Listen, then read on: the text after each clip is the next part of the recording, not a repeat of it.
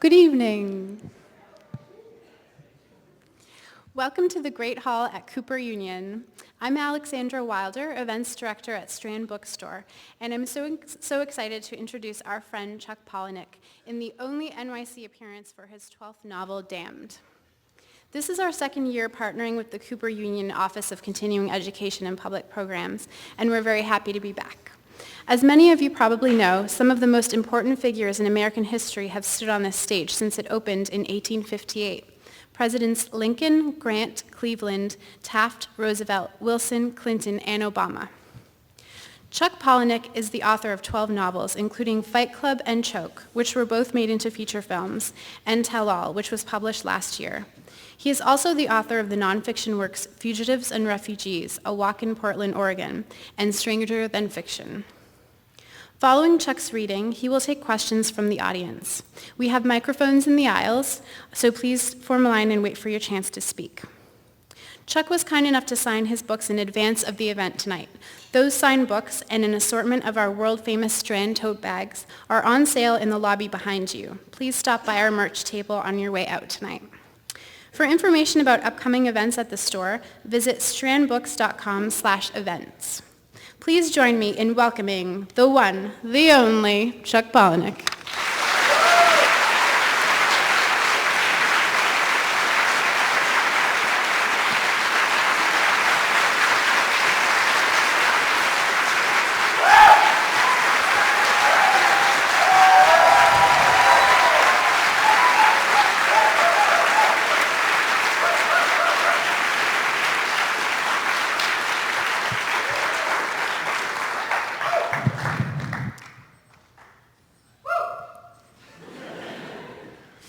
So the world is full of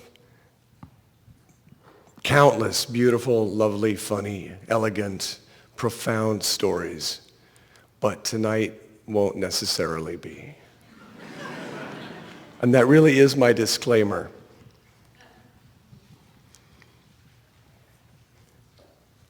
A couple years ago in Skokie, Illinois, I did a huge event in a Barnes & Noble.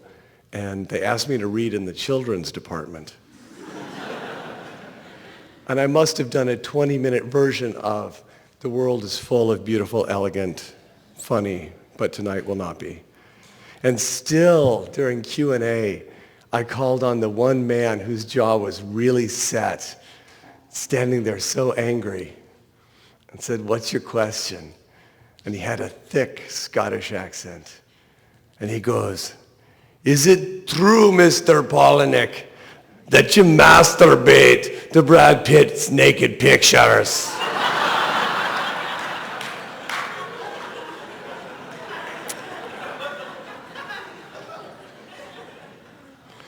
That's one that Maya Angelou never had to field. So, it's likely that you might be offended or challenged by something I say tonight.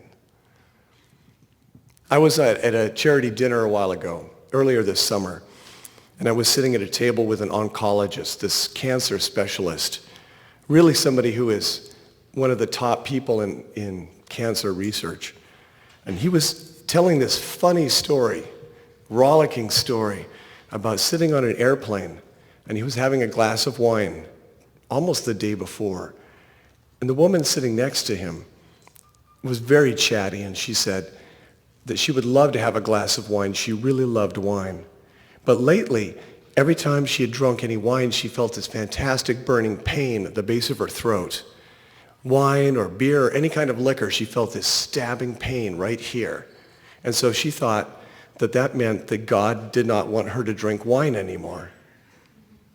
And so if that's what God wanted, she wasn't going to drink any more wine. And this man at the table telling this story leaned over to her and said, "No, ma'am, I'm an oncologist, and that is what's known as a canary indicator, like a canary in a coal mine, a very early indicator. If you have a pain here at the base of your throat when you drink alcohol, that means you've got Hodgkin's lymphoma. And it's pretty much an undeniable indicator. And it means you should contact your primary care physician right away because it's fairly advanced and you're likely going to die soon.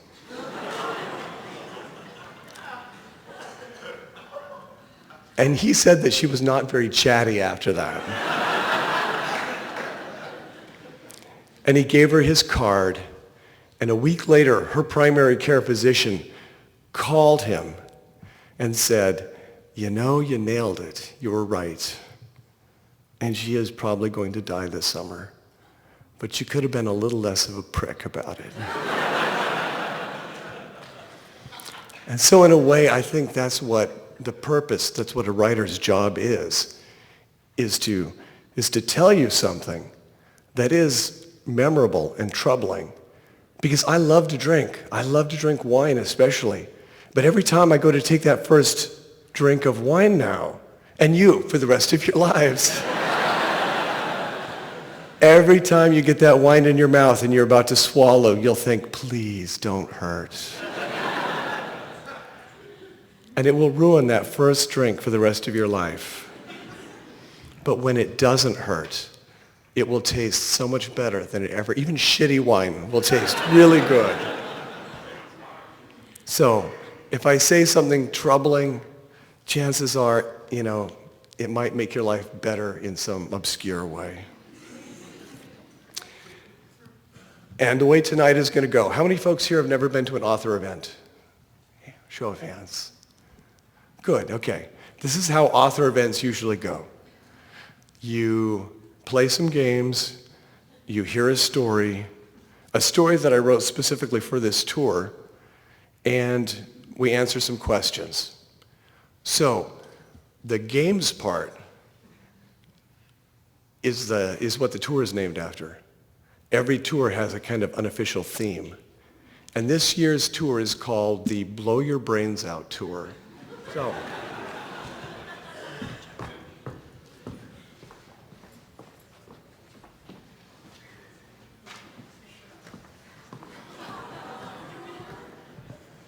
these are large inflatable brains. And they're difficult to blow up. But if you are among the first fully inflated brains, you will win a copy of one of my favorite books of the summer. And my favorite books in fiction are Don Pollock's novel, The Devil All the Time. The Devil All the Time by Don Pollock. He had a great short story collection a couple years ago called Knock 'em Stiff. And this is his first novel. So, the brain's got to be smooth, the brain's got to be fully inflated. And it's vastly more difficult than you can imagine. And your other option is my favorite nonfiction book of the summer, The Chronology of Water, a memoir by a friend of mine, Lydia Yuknovich, by a small press.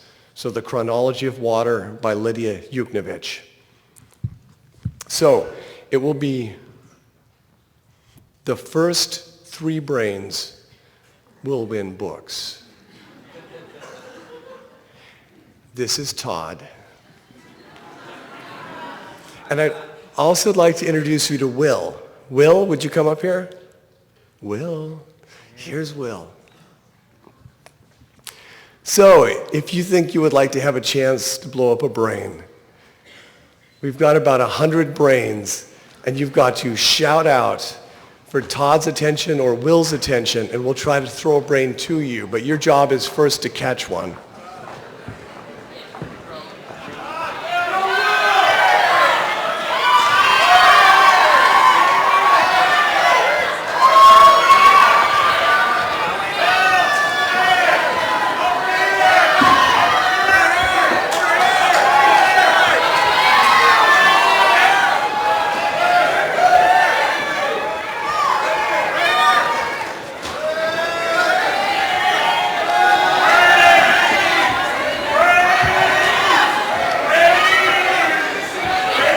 Now wait for the signal, okay? Don't blow until you get the signal.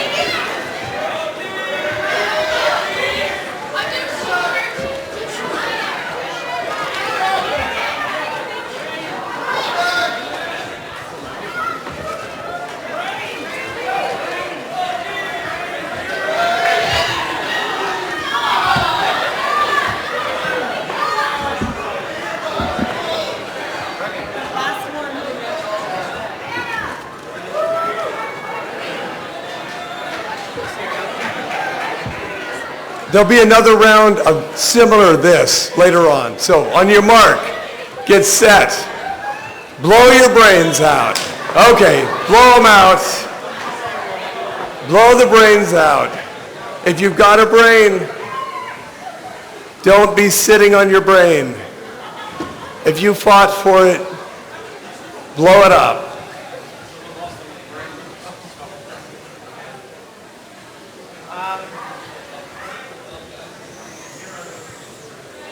Did anyone lose their Fendi eyeglasses during the brain struggle? They're here. Oh, there you go. Okay.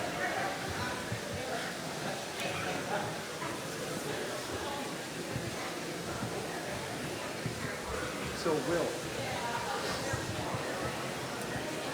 we need to find the first 3 brains and give them their choice between these books. Ask them if they want the fiction or the non-fiction. And so why don't you take the books and then go down and just stay in touch with me, and we'll keep an eye out for the first brains, okay? You want me to take them? Yeah, go ahead and just stay down there.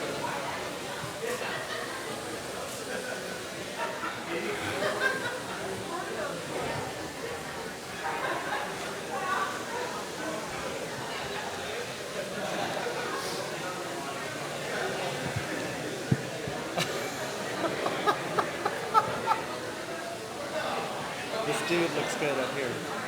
Yeah.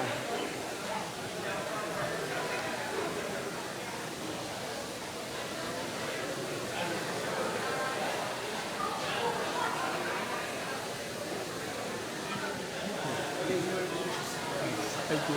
I'm up here well. All right.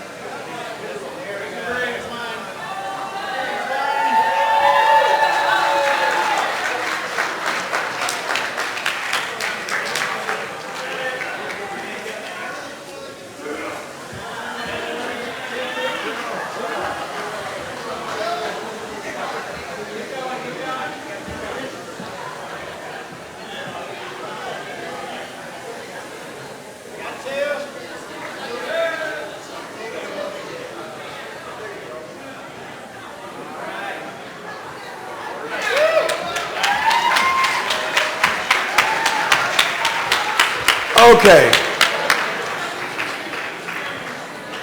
We've got our 3 winners.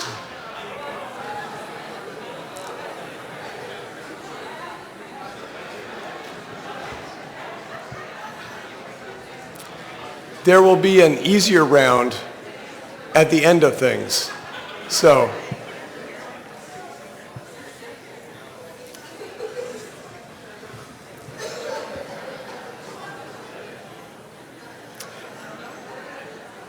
okay.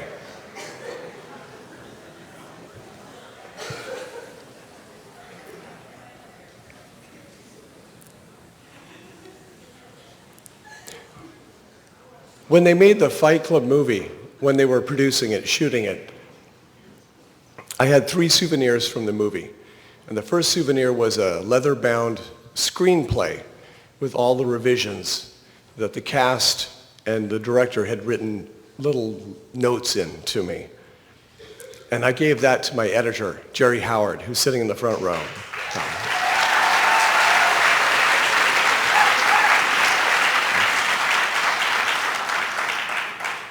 And they gave me a set of blueprints for the Paper Street house, the big Victorian mansion. And those I donated to an auction to benefit a girl who had been crippled in a car accident. So those are gone. And the last souvenir I had from the movie was when they were making it, 20th Century Fox couldn't use real IKEA furniture because of copyright limitations. So they had to hire artists who would make these handmade artisan versions of cheap IKEA furniture. And there was one item, the kind of iconic yin-yang coffee table, that cost $16 in the catalog and was made out of plastic. And they ended up hiring an artist who made the same table out of wood for almost $3,000. And he had to make three. The first one is destroyed in that fire, the blast of exploding gas that destroys the condo. And the second one is partially burned and is lying in the street when Edward Norton arrives in the taxi from the airport. So you see it partially burned and laying there in a pile of junk. And the third one is the one that occurs in that beauty shot as the camera pans across the apartment and the apartment begins to kind of pop to life like an IKEA catalog page. And I teased David Fincher so much about the irony of spending so much money on furniture that was originally so cheap that when they finished the shooting, this huge crate showed up at my house. And it was the yin-yang coffee table. And that sat in my office for about 10 years.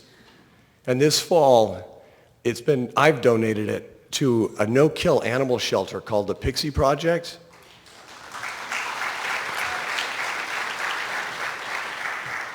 So dogs and cats that have medical conditions that make them difficult to adopt out can get treatment and eventually find good homes.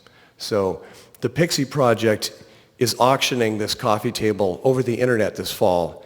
And Edward Norton got word of this and has also donated items related to the movie. So those will be auctioned this fall to benefit the Pixie Project. I just wanted to get the word out about that.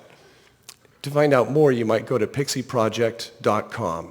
So that's the public service part. Now if my house catches on fire, the only thing I have to save are my dogs.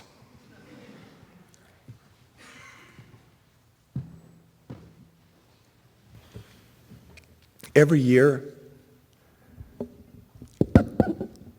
I try to write a story. I try to write a story that will be unique to the tour, so that if you make the effort to come out, you're not going to see something that the whole world has already seen. You're going to see something fairly exclusive. And this year I wrote a story called Romance. I really wanted to write a story based on how it feels when you're obsessed with an idea and you're in love with this idea and you think that that's the only thing you need in the entire world. You kind of leave all of your friends behind. You're so in love with this idea. But eventually you have to bring that idea and introduce it to the world, show it to your family and friends. And at that point, there's always a kind of disconnect if they don't love it as much as you loved it. So I wrote this romance story. It's called Romance. And it's been published in Playboy. It came out in the August Playboy. And a filmmaker is already making a film of it, a man named Andy Mingo. So it's in post-production being edited right now. But the story is called Romance.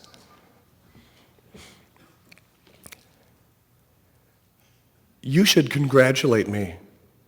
My wife and I, we just had twins, and they seem okay. 10 fingers, 10 toes, 2 little girls. But you know the feeling. I keep waiting for something to go wrong, because that's how it is when things get too happy. I keep expecting to wake up from this beautiful dream. I mean, back before I was married, I had this one girlfriend who was fat. We were both of us fat together, so we got along. That girlfriend, She was always testing us on new diets to lose weight, like eating nothing except pineapple and vinegar, or nothing but green algae from an envelope. And she was suggesting we take long walks together until she started to shed the pounds. Her hips just melted away. And you never saw anybody so happy. Even then, I knew something would wreck it. You know the feeling. When you love somebody, you're happy to see her happy. But I knew my girlfriend was going to dump me, because now guys with careers and health insurance, they were getting her on their radar. I remember she was pretty and funny before, but now that she was getting so skinny, it was obvious that she possessed vast, untapped reserves of self-control and self-discipline way out of my league. And my friends weren't any help, because they were all circling, waiting for us to call it quits so they could date her. And then it turned out it wasn't the pineapple or the self-discipline, because she found out that she really had cancer. But she slimmed down to wearing a bitchin' hot size 2. Just before she died. That's how I know happiness is like a ticking bomb. And how I met my wife is because I wasn't going to date anybody, not anymore, no way. So I was taking the Amtrak to New York City.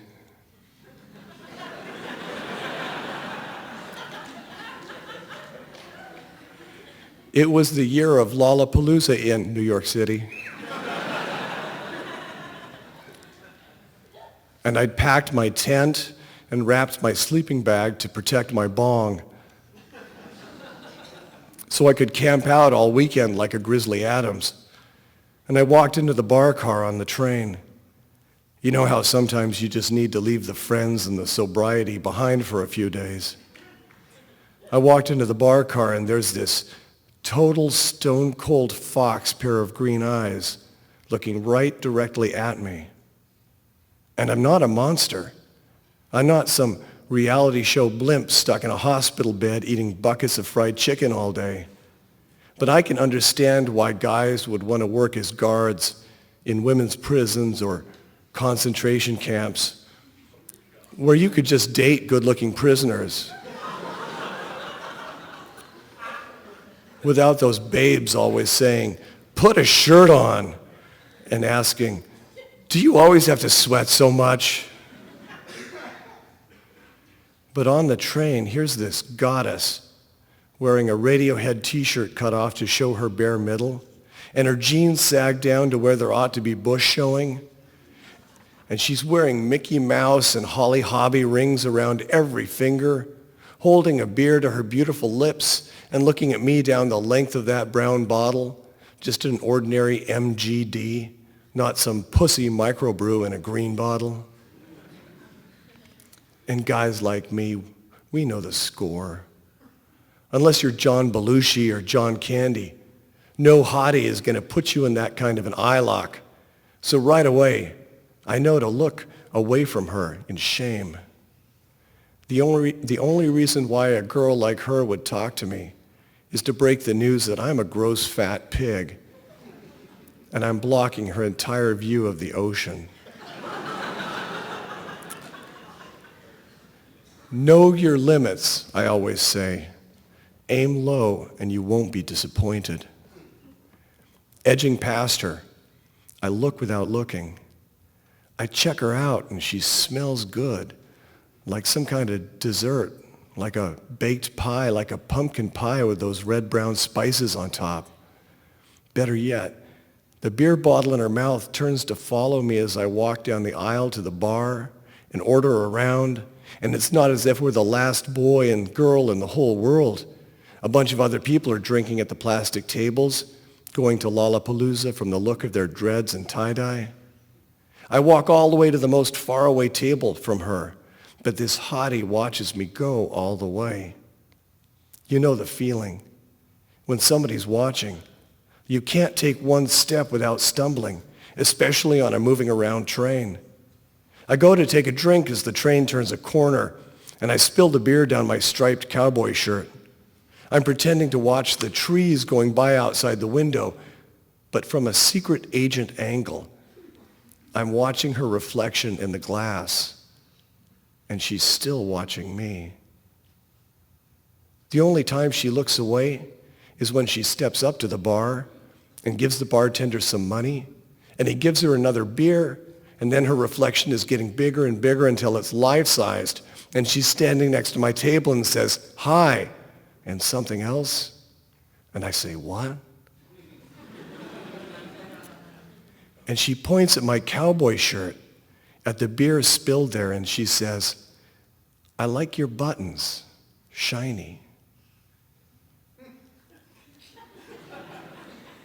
I tuck my chin and look down at the pearl-colored snaps. They're not buttons, they're snaps.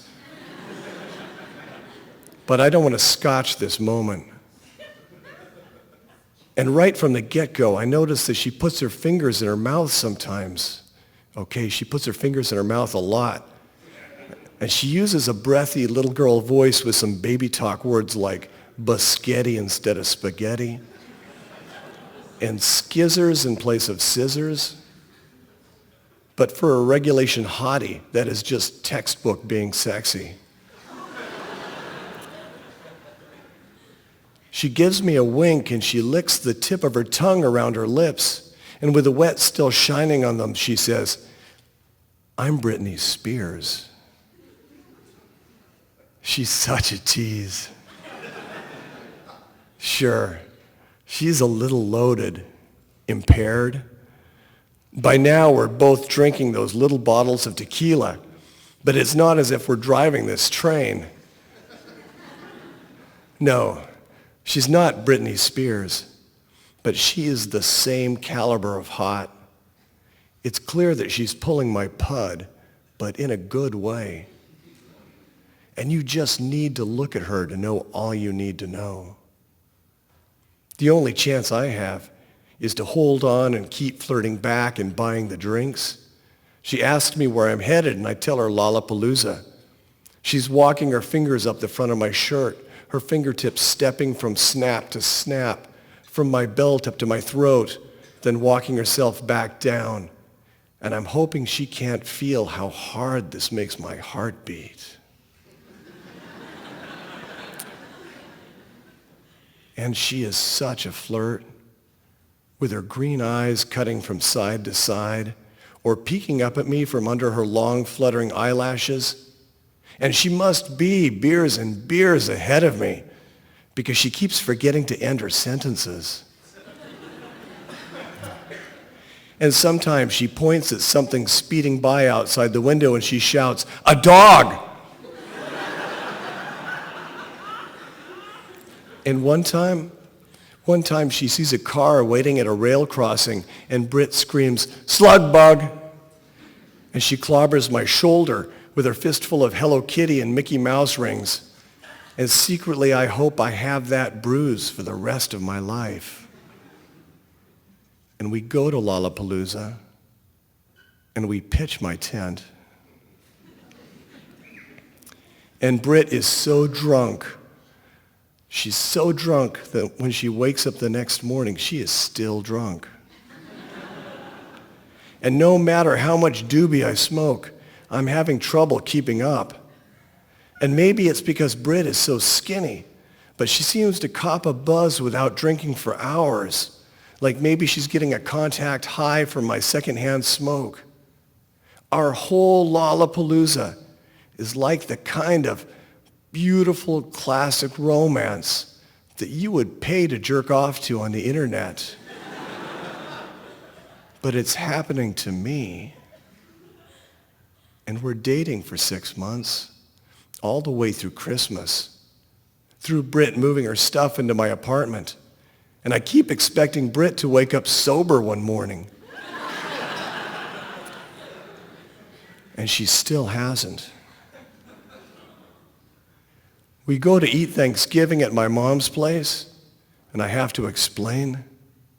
It's not that Britt is a finicky eater, but the reason she's so skinny is she only likes to eat a zucchini squash cut in half lengthwise and hollowed down the middle to make a miniature Iroquois dugout canoe with knife scratches on the outside to look like Indian writing, and a whole tribe of little braves carved out of raw carrot, but with green peas for their heads, lined up and rowing the war canoe across a dinner plate covered with a thick layer of chocolate syrup. And you'd be surprised how many restaurants don't have that particular item. Not on their regular menu. So most days, Britt has to make it herself, and that takes half a day. And then she has to play with it on the living room carpet for another hour. And that's why she never seems to gain an ounce. And my mom is just stoked to see me dating again. And nothing you can smoke or shoot will ever get you as high as you will feel walking down the street holding hands with a supermodel, total stone-cold fox like my Brit. Guys driving down the street in their Ferrari Testarossa, guys with the six-pack abs and the steroid pecs. For the first time in my life, they have nothing over me. I'm walking down the street with Brittany, and she is the prize that every guy is trying so hard to win. And the only buzzkill is how every Romeo has to come to sniff a circle around her, trying to grab her in an eye lock and giving her tits his best Pepsodent toothpaste smile. And this one time riding on the bus, a pack of these Romeos stand themselves around Britt, where she and I are sitting in the back of the bus. Britt likes to sit on the aisle right over the back wheels so she can see to punch me first when there's a Volkswagen. And this one big Romeo comes to stand with his crotch situated at her eye level. And when the bus hits a pothole, maybe his hip brushes against her shoulder until Britt looks up at him. And talking around her fingers in her mouth, Brittany says, "Hello, big boy." And that's just how Britt can be. Friendly. And she winks, and she waves her wet fingers for the Romeo to lean down. And he looks around to make sure his competition is clocking his good luck. And this Romeo squats down to Britt's eye level, his face all bedroom smirk. And maybe because she's trying to make me jealous, Britt says to this Romeo, her smoking hot green eyes look at him and she says, "Do you want to see a magic trick?" And all the other Romeos perk up with looks that prove that they're all listening. And Britt takes her fingers out of her mouth and she slides them down inside the front of her pants, grinding her fingers around inside the skin-tight crotch of her jeans. And the back half of our bus gets so quiet, with her watching her fingers wrestle behind her stone-washed denim zipper. And you can see these Romeos swallow their Adam apples going up and down with all their extra spit, and their eyes bulging like horny boners. And as fast as clobbering a slug bug, Brittany yanks something out of her pants and shouts, "Magic trick!" She swings this thing shouting, "Puppet show!" And swinging from her hand is something on a little string.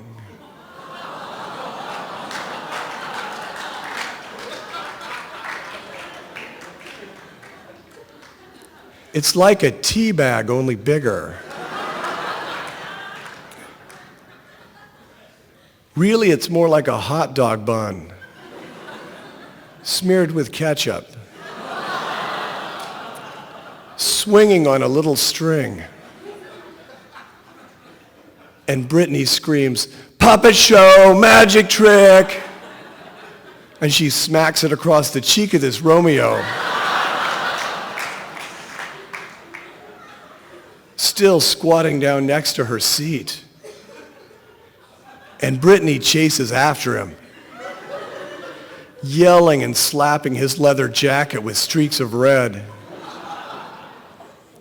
And the other Romeos, not looking at her on purpose now, fixing their faces to stare down at their shoes or maybe look out a window. She's swinging her little string to smack them upside their heads with red smears, the whole time squealing, "Puppet show, magic trick," laughing, "Ha ha ha ha," shouting, "Puppet show, magic trick." The bus is ding, ding, dinging for the next stop. And 100 passengers get off at the 7-Eleven, pushing and stampeding off the bus like they all need to buy Slurpees. And I'm yelling after them, "It's okay, everybody." I'm yelling out the bus window, waving to get their attention. She's a performance artist. I'm yelling, "She doesn't mean anything by it. It's just some political gender politics statement deal."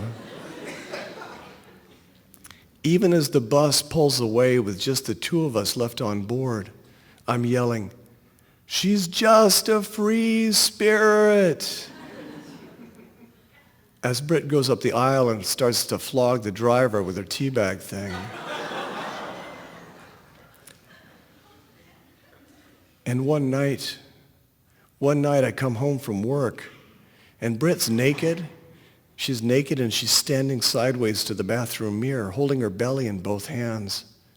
And since we met on the train, she's gained a little weight. But it's nothing that a couple weeks of pineapple and vinegar won't fix.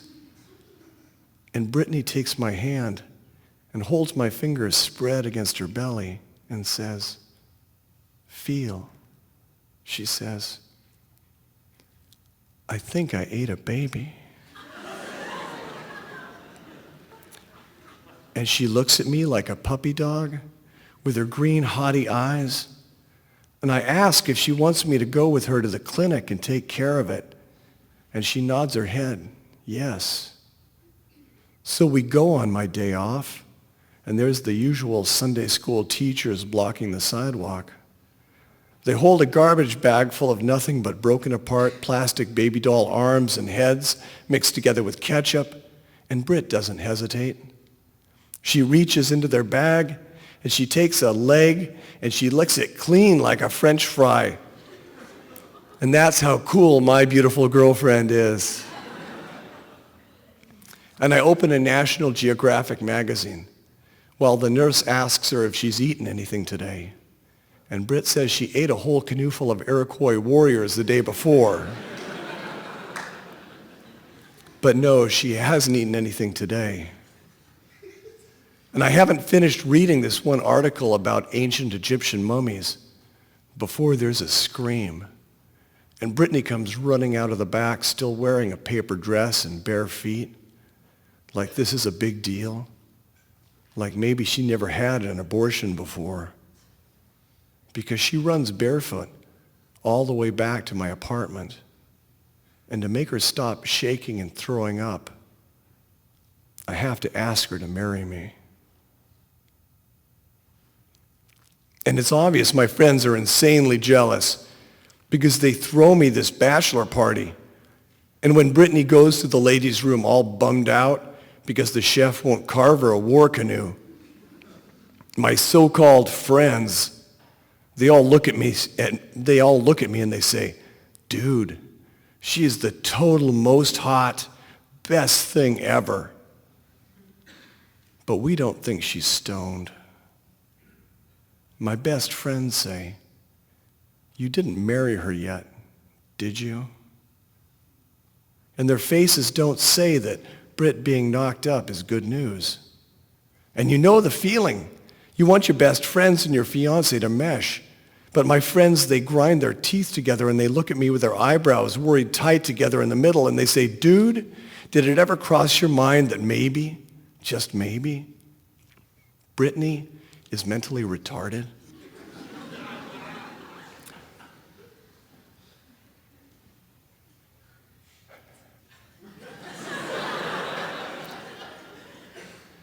And I tell him to relax. She's just an alcoholic.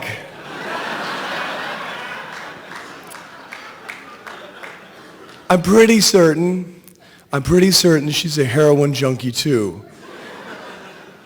That, and she is a sexual compulsive. But she's nothing so bad that some talk therapy won't fix her. I say, look at me. I'm fat. Nobody's perfect. And maybe instead of a wedding reception, we could get our two families together in a hotel conference room to surprise her with an intervention. And instead of a honeymoon, we could get Brittany committed to a 90-day inpatient recovery program. We will work through this. That is what marriage is for. But no way is she retarded. She just needs some rehab. It's so obvious that they're only bad-mouthing Brittany because they are actually totally Romeo Boner insanely jealous. The minute I look the other way, they would be so up in her business. They say, dude, don't look now, but you fucked a retard. And that's how unpopular I am, that I have to settle for these shitty friends. Britt, they insist, has the intellect of a 6-year-old. They think they're doing me a favor when they tell me, dude, she can't love you because she doesn't have the capacity. Like the only way somebody would marry me is if she had irreparable brain damage. And I tell him, she can't be retarded, for crying out loud, because she wears a pink thong. And this has to be love, because every time we're together, I come so hard my stomach hurts.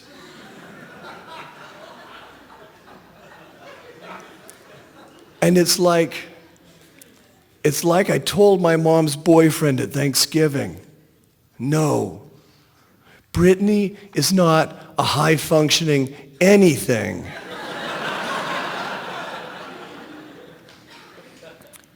My best guess is she's an alcoholic, glue-sniffing, dope-shooting slut.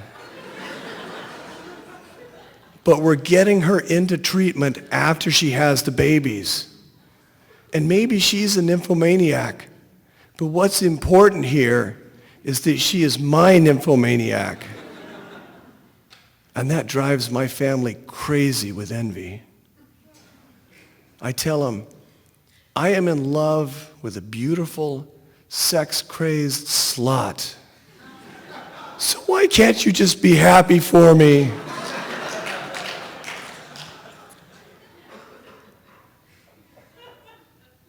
And after all that fuss, there's a lot less people at our wedding than you'd expect. And it could be that love makes you prejudiced, but I always thought that Britt was pretty smart. You know the feeling? When you can watch TV together for a whole year and you both never argue over what shows? Seriously. If you knew how much TV we watch every week, you would call us a happy marriage. And now I have these two babies who smell like Thanksgiving pies. And when they're old enough, I'm going to tell my little girls that everybody looks a little crazy if you're looking close enough.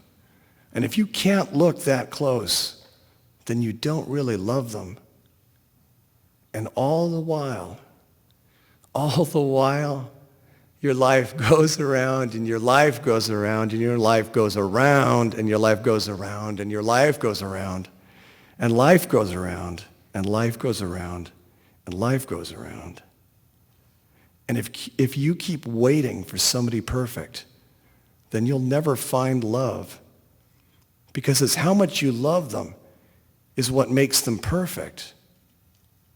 And maybe I'm the retarded one, Because I keep waking up expecting my happiness to just run out when I should just enjoy it. Being this crazy, in love, happy simply cannot be so easy. And I can't expect such total happiness to last the rest of my life. And there's got to be something wrong with me if I love my wife so much. And for right now, I'm driving my new family home from the hospital with my beautiful wife sitting next to me and our twin babies safe in the back seat. But I'm still worried how happiness this great can't last forever. When Brittany screams, "Slug bug," and her fist clobbers my shoulder so hard I almost crashes into a whole Dairy Queen.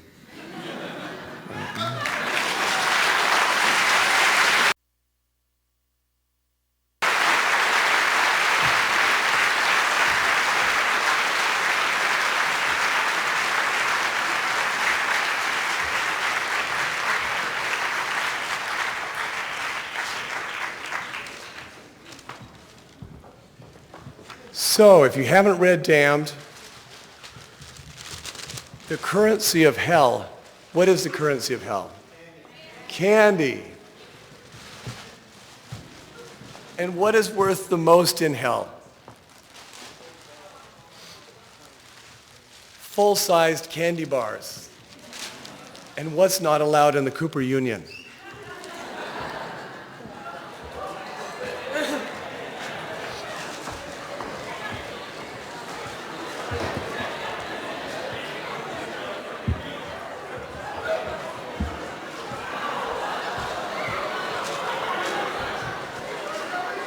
Watch out for the candy corn, it weighs a lot.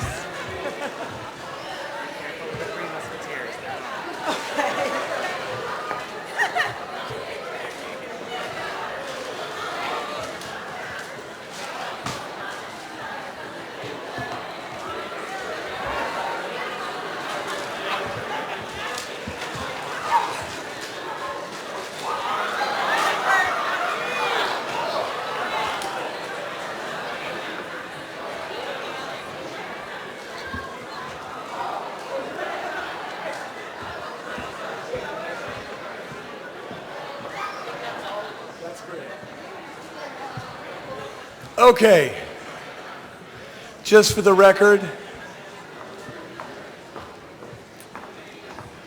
I don't think Abraham Lincoln threw candy.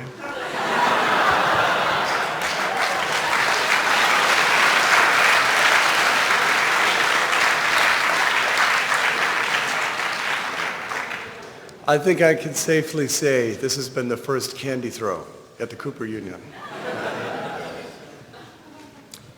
At this point, we have one more game coming up at the end and 3 books to give away. But right now I want to open it up to questions. And for those of you who've got a question, the microphones are down here. And we've got brains for you. Got a question? Get a brain.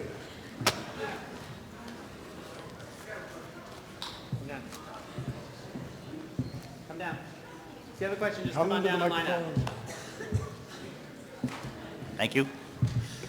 Chuck, I just wanted to ask about your the anthology project you were working on with the cult at chuckpalahniuk.net. If you can explain a little bit to everybody how that developed and what stage it's in now. The anthology. The cult site has been conducting a workshop for several years now, and the best of the best stories have been passed on to me for feedback. And I've selected, I think, 10 so far, but I think we need at least 10, if not 20 more. So I just want this collection, this anthology, to be incredible. And I want it to be something that people really hold on to, that it really is something that is of immense value. And so I think I might open it back up for at least another year of submissions, because I just want the stories to be fantastic. And that's nothing about the stories so far. It just means that I want the stories to be extraordinary. If we're going to do this, we should do this right. So the anthology is still in the works. It's maybe a third or a half done. But I want to see more of your work. I'm sorry, I want to see more of your work.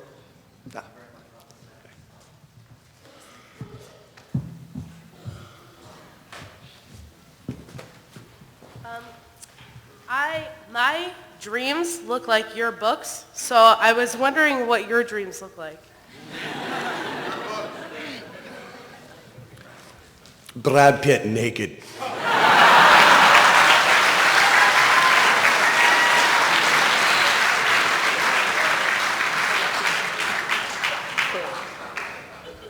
My dreams are all over the board, so yeah, sorry about that.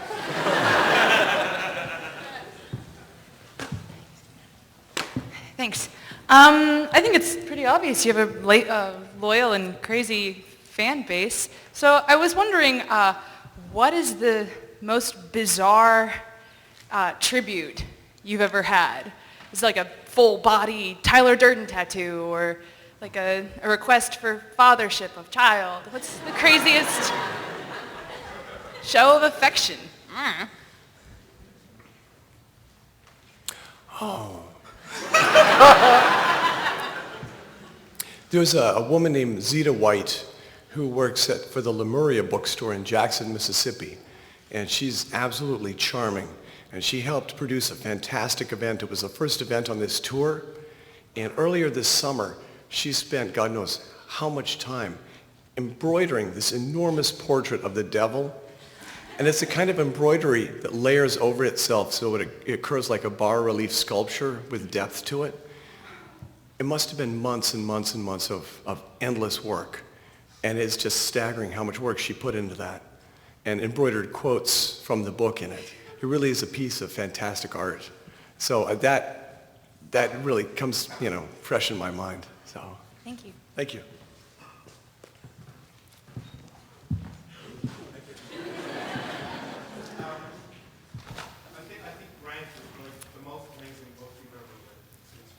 It goes all over the place. There's so many themes, and a lot of what you've done in the past gets tied in there. It's beautiful. It's just magical and mystical.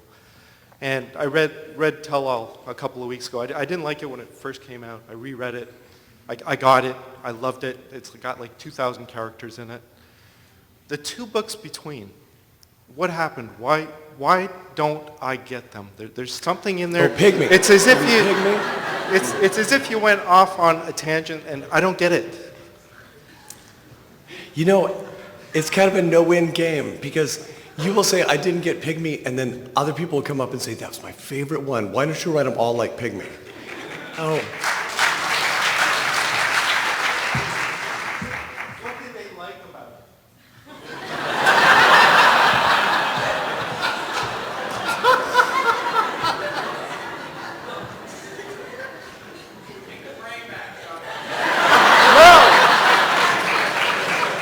Mine. You should have heard my mother about Fight Club. Do you have to dedicate it to me?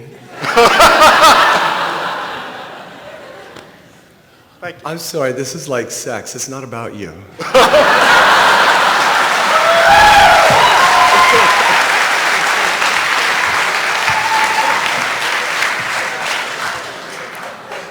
Would you say that there are, I was going to ask like what kind of books you read, but are there any like books you read which one would not expect you to read, or genres of books or something? Any books that would be unexpected that I would read?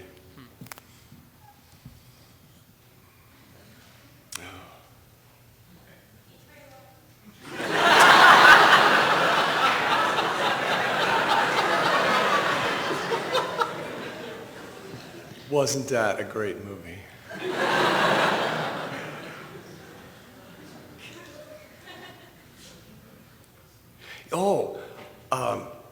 Okay, I fess up. I love Jane Eyre. There is something about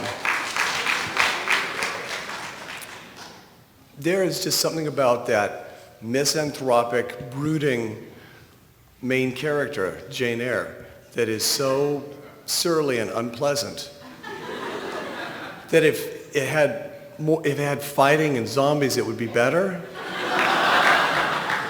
But that's a really good first draft.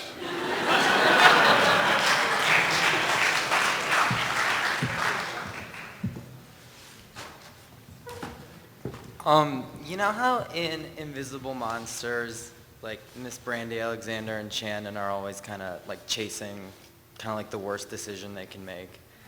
Have you ever done that before? Kind of pursued something I knew was completely the wrong thing for me. Every day of my life. No, seriously, no, and all through my 20s, why do you think I didn't start writing until I was 33? Because I spent, 33 years making mistakes, doing horrible, stupid things, being friends with the wrong people and getting the wrong degree, just doing everything wrong. But that's kind of a blessing because, physiologically, I don't think I could have sat down and written until that later point in my life. And by then, I had this huge kind of inventory of horrible things to write about. And so, I think I'm kind of glad that I wasted all that time. Because it gave me the stories that, as I grow older, I will be writing about for the rest of my life. The gut story. I heard the first one of those stories.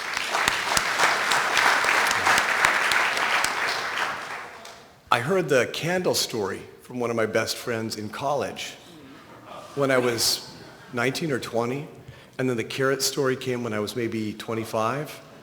And it wasn't until I was working on Choke that the swimming pool story came from somebody at a sexual compulsive support group.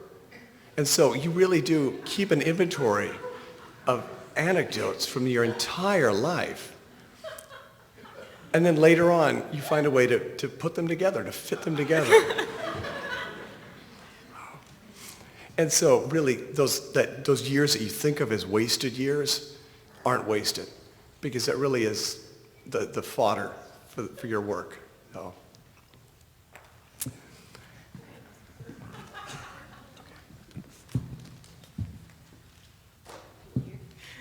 Hello. I have two quick things. This is my copy of Fight Club that I've annotated severely, and I use it in a lot of papers, and I always get A's when I use it, so thank you. And second of all, I have a story that I keep meaning to write to you about, but I guess I'll just tell it to you instead. So I was raised a Mormon, and I've left the faith. And I was always very disenfranchised, and feeling disenfranchised. I would read your books during church, and I would be sitting there 3 hours of church just like devouring them. And one particular day I was reading Survivor, and which was very close to my heart.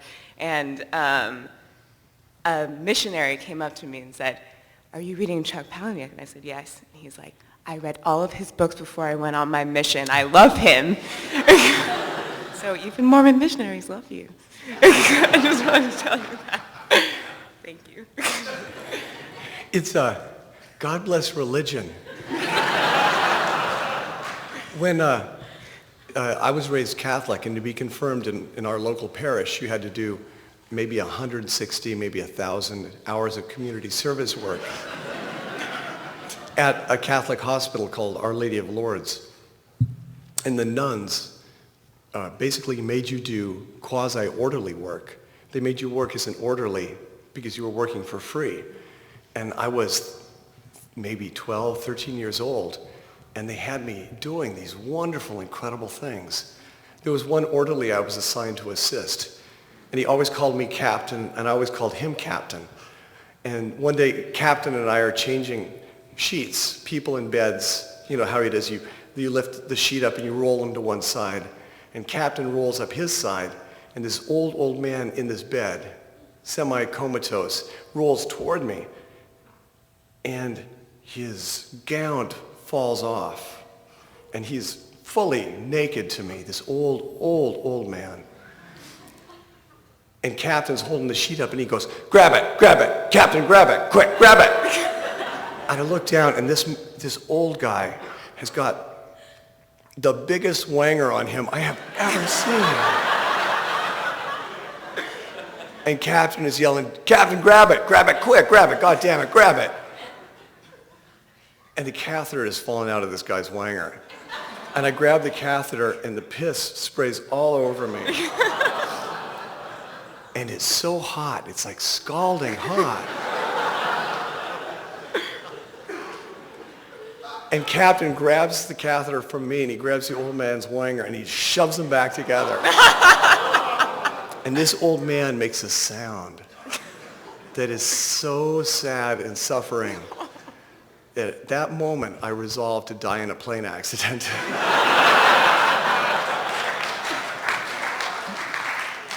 But most of the work I did was cleaning delivery rooms and operating rooms. And I absolutely loved it as a child. To be a child in the 1970s, before the world of latex gloves, and bagging hot, severed things. And I worked in the pharmacy, and at the end of the day, I'd go home and my mother, Saturday, would say, what'd you do all day? And I'd say, I bagged steaming hot placentas for 8 hours. And I absolutely loved it. And I would not have had that hideous opportunity if it wasn't for being a Catholic. So.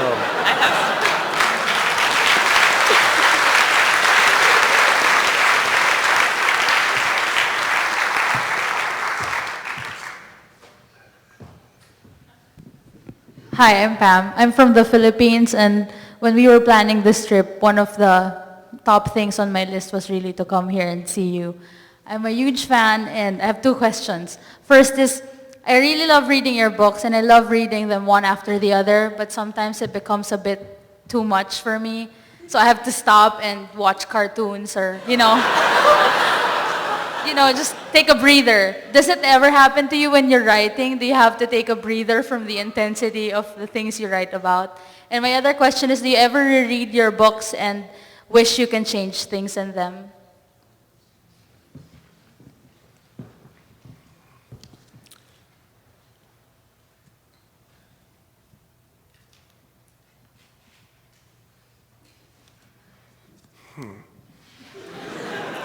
In a way, this is my breather. This is the thing that sort of spaces the books out. And a lot of times, for that breather, I'll take magazine assignments. This time last year, a year ago, I was in Seattle at the ZombieCon, World Zombie Convention. Me and 20,000 zombies all moaning around. And it was terrific. I loved it.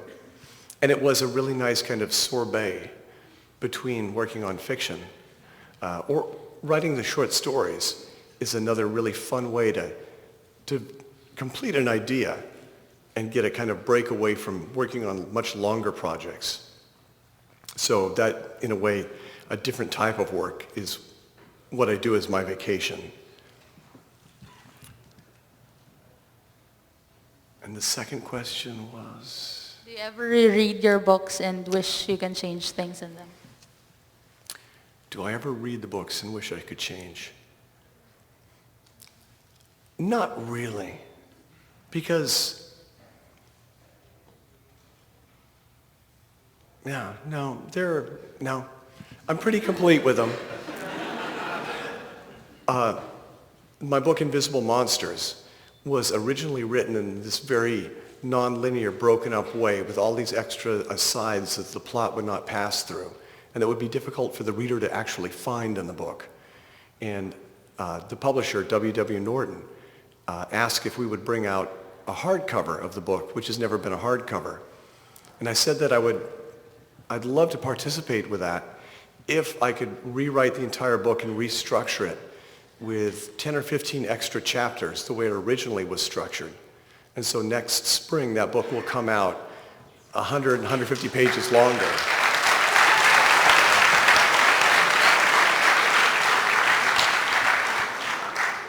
And otherwise, I kind of see the movie as an opportunity. If there's ever a movie of the book, that's when I'll go back to the book and try to get another draft as the movie. can you do in the movie these things I wish I'd done a slightly different? So, yeah, that's it. Thanks so much. Thank you. Now, we're going to have to cut the questions off because we're out of brains. But we do have one more round of prizes. So,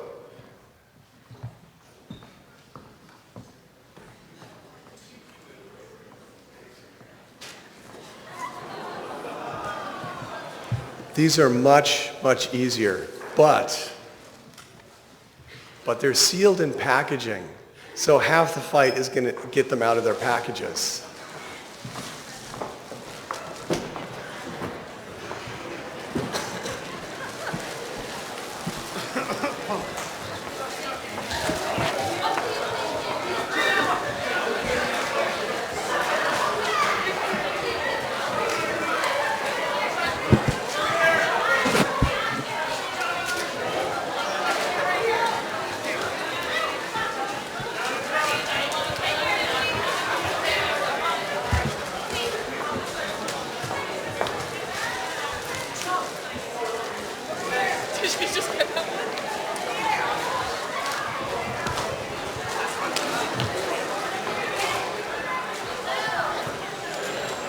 On your mark, get set. Blowing your skeleton up. Okay.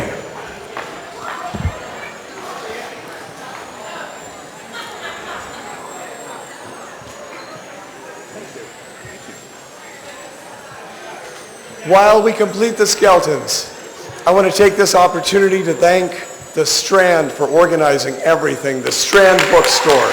Thank you.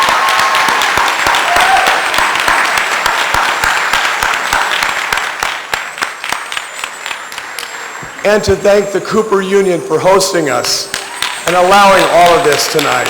So thank you to the Cooper Union.